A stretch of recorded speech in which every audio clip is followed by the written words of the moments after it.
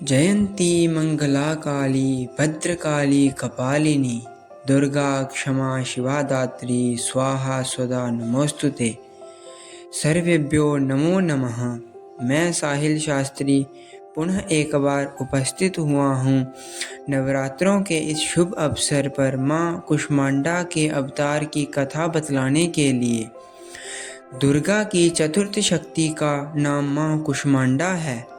नवरात्रों में कुष्मांडा का पूजन चतुर्थी तिथि को किया जाता है।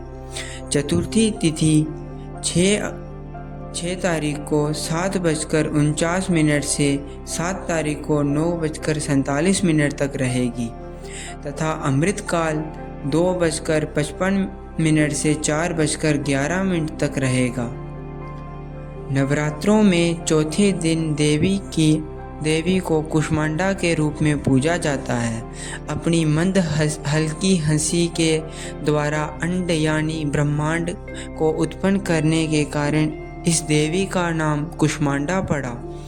जब सृष्टि नहीं थी, चारों तरफ अंधकार ही अंधकार था, तब इस देवी ने अपने ईषद हास्य से ब्रह्मांड की रचना की थी।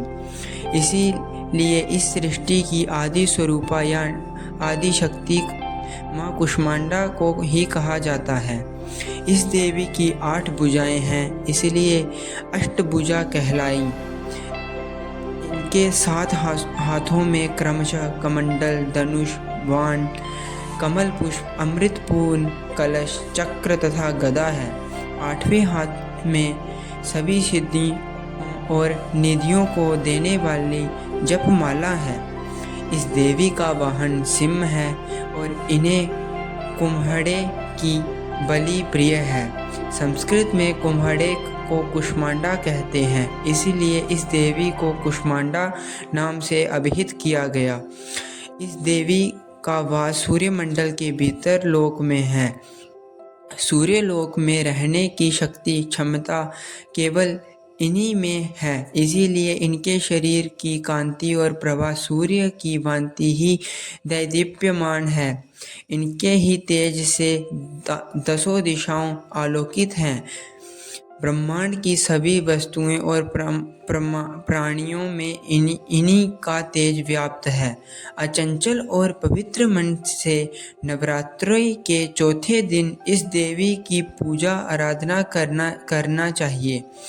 इससे भक्तों के रोगों और शोकों का नाश होता है तथा उसे आयु, यश, बल और आरोग्य प्राप्त होता है।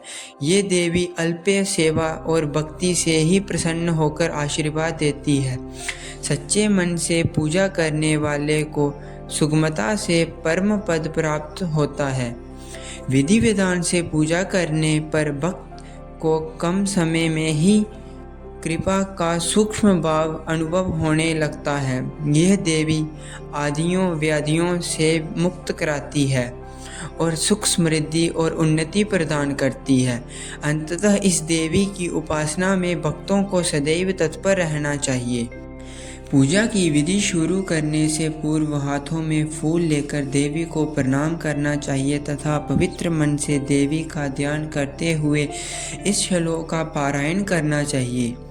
सूरा संपूर्ण कलशम रुधिराप्लुतमेव च ददाना हस्त पद्माभ्याम कुष्मांडा शुभदास्तु मे।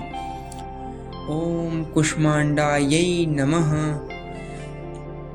एवं कुष्मांडा जी की शक्ति मंत्र का भी पारायण करना चाहिए, जो इस प्रकार से है। या देवी सर्वभूतेषु माँ कुष्मांडा रूपेण संस्थिता नमस्तस्यै नमस्तस्यै नमस्तस्यै नमो नमः। जय माता दी। धन्यवाद।